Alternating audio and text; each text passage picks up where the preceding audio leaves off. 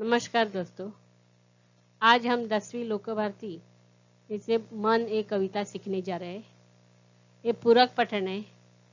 कवि है विकास परिहार। विकास परिहार ने 2000 से 2006 तक भारतीय वायुसेना को अपनी सेवाएं दी। फिर पत्रकारिता के क्षेत्र में उतरने के बाद रेडियो से जुड़े।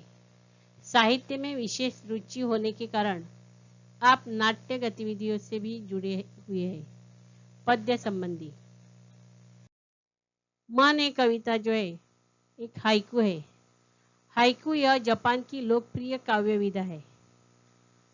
हाइकू विश्व की सबसे छोटी कविता कही जाती है। 5वें दशक से हिंदी साहित्य ने हाइकू को खुले मन से स्वीकार किया है। हाइकू कविता 5 + 7 + 5 = 17 वर्णों के ढांचे में लिखी जाती है। प्रस्तुत हाइकू में कवि ने अपने अनुभवों और छोटी छोटी विभिन्न घटनाओं को अर्थवाही सीमित शब्दों में प्रस्तुत किए हैं। जीवन का अर्थ बताए, मनुष्य के अजीब मन के बारे में उनमें बताया है। अभी कविता के बारे में कवि देखिएगा। कवि क्या कहते हैं पहले चरण में। यहाँ पे चरण देखिए आप। पहले पंक्ति में 5 शब्द, दूसरे पंक्ति में 7 शब्द और तीसरे पंक्ति में 5 शब्द। इस तरह 5 + 5 7 + 5 ऐसे 17 अक्षरों की या 17 वर्णों का ये पहला चरण है। सभी ये चरण दिए हैं। कवि क्या कहते देखिए। घना अंधेरा, चमकता प्रकाश और अधिक। कवि इस चरण में कहते हैं कि जब अंधेरा घना होता है तब प्रकाश और अधिक चमकता है। अर्थात जब प्रतिकूल परिस्थितियां घने अंधकार के रूप में हमें घेर लेती है तब वहीं से एकाएक प्रकाश की किरणें फूट जाती है। यानी मुसीबतें से निकलने की हमें राह मिल जाती है। करते जाओ पाने की मत सोचो जीवन सारा। कवि चरण में क्या करना चाहते हैं देखिए। हमें पूरा जीवन काम करते रहना चाहिए। यह नहीं सोचना चाहिए कि हमें क्या प्राप्त होगा, यानी फल की अपेक्षा नहीं करनी चाहिए। तीसरे चरण में कवि क्या कहते हैं। जीवन नैया मजेदारा में डोले, संभाले कौन। मजेदारा यानी नदी या उसके प्रवाह का मध्य भाग। उसमें कवि क्या कहते हैं कि जीवन रूपी नैया या नाव यदि संसार रूपी सागर में डगमग रही है तो उसे कोई अन्य संभालने के लिए नहीं आएगा।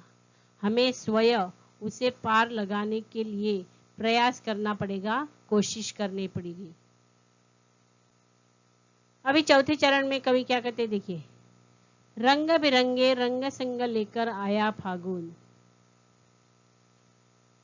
कवि इसमें क्या करना चाहते हैं कि फागुन का महीना अपने संग बसंत के विविध रंग लेकर आया है। यह समय उल्लास और उमंग का समय है, क्योंकि इस समय में अलग अलग रंगों के अलग अलग गंध के फूल खिलते हैं। यानी हम सभी को कुछ समय के लिए चिंताओं और परेशानियों को भूलकर वसंत ऋतु का आनंद लेना चाहिए। यह कवि को कहने का है। आगे की चरण में कवि क्या कहते देखिए। कांटों के बीच खिलखिलाता फूल देता प्रेरणा। यानी कवि क्या कहते हैं कि गुलाब का फूल कांटों के बीच भी हंसता है, खिलखिलाता है। वह हमें हर पल प्रेरणा देता है कि परेशानियों से घबराए बिना अपना काम करते जाना चाहिए या ज्यादा दुखी नहीं होना चाहिए। हमेशा जीवन में खुश रहना चाहिए। आगे की चरण में कवि क्या कहते देखिए। भीतरी कुंठा आंखों के द्वार से आई बाहर। कुंठा यानी निराशा। कवि इसमें क्या कहते हैं, जब नेत्रों से अश्रु बहते हैं या आंखों से अश्रु बहते हैं तो यह मानना चाहिए कि मन की कुंठा यानी मन की निराशा जो है अपने आंखों से बाहर आ रही है और अपना मन जो है खुश हो जाता है। आगे के चरण में कवि क्या कहते देखिए, खारे जल से धुल गए विषाद मन पावन। विषाद यानी इच्छा पूरी न होने पर मन में होने वाला दुख या खेद। कवि इसमें क्या कहना चाहते हैं देखिए, कवि कहते हैं जब नेत्रों से अश्रु बहते तो यह समझना चाहिए कि आंसुओं के खारे जल के साथ मन का संपूर्ण विषाद यानी दुख धुल गया है और मन पहले के समान पावन हो गया है, खुश हो गया है। आगे के चरण में कवि क्या कहते देखिए, मृत्यु को जीना जीवन विष पीना है जिजीविषा। जिजीविषा यानी जीने की इच्छा। कवि यहाँ पे क्या कहना चाहते हैं कि प्रत्येक मनुष्य के जीवन में अनेक परेशानियां, अनेक दुख रहते, चिंताएं रहती है, अप्रिय प्रसंग भी रहते हैं। ऐसे में जीवन रूपी संग्राम में डटे रहना हमारी जिजीविषा का प्रमाण है, यानी जीवन जीने की क्या रहती है, इच्छा रहती है।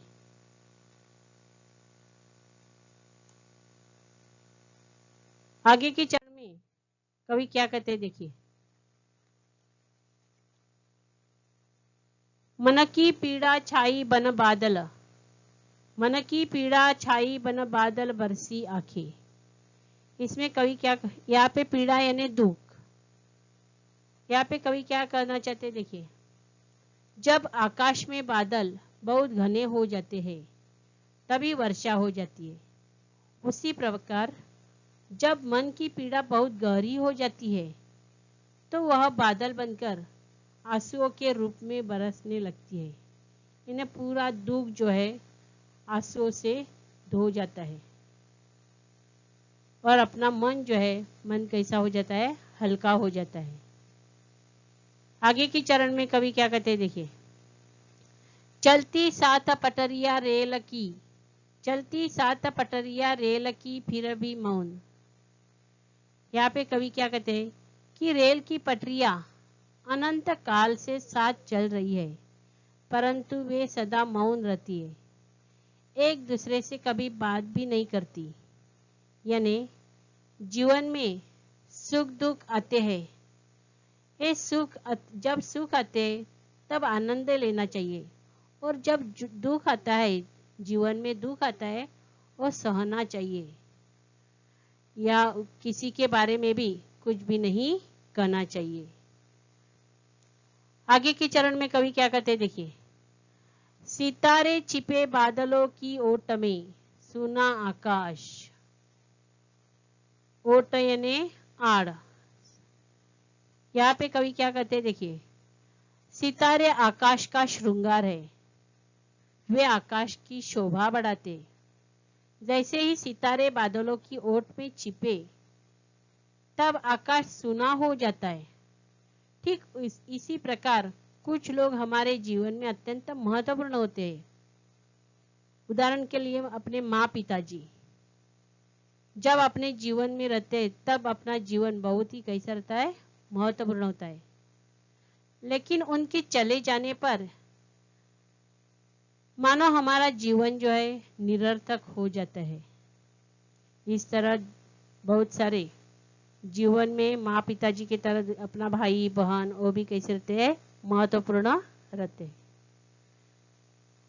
आगे की चरण में कवि क्या कहते देखिए, तुमने दिए जिन गीतों को स्वर हुए अमर। कवि इसमें क्या करना चाहते हैं कि कवि के अंदर अनोखी सामर्थ्य होती है, वह जिन गीतों को स्वर देता है वे अमर हो जाते हैं। उसी प्रकार कवि अपनी रचनाओं के द्वारा समाज में परिवर्तन ला सकता है या समाज में परिवर्तन करने की कोशिश करता है अपने कविता द्वारा। आगे के चरण में कवि ने क्या कहा देखिए, सागर में भी रहकर मछली प्यासी ही रही, सागर में ही रहकर मछली प्यासी ही रही। कवि इसमें क्या करना चाहते हैं कि सागर में अथाह जलराशि होती है परंतु खारा होने के कारण अथाह होने पर भी वह जलराशि पीने योग्य नहीं होती। उसी प्रकार कोई व्यक्ति कितना भी बड़ा या धनवान क्यों न हो, लेकिन वह किसी जरूरतमंद के काम नहीं आ सकता तो उसका बड़प्पन व्यर्थ रहता है। यानी हम अपना जीवन जो है दूसरों के काम आना चाहिए, दूसरों को हमेशा जीवन में मदद करनी चाहिए, तभी अपना जीवन जो है उसको अर्थ आ जाता है, वो बड़ा हो जाता है। इस तरह कवि ने इस कविता में यहाँ पे अपने मन के, अपने जीवन के बारे में बताया है। इस कविता के नीचे जो स्वाध्याय दिया है, ये स्वाध्याय आपके कॉपी में लिखिए।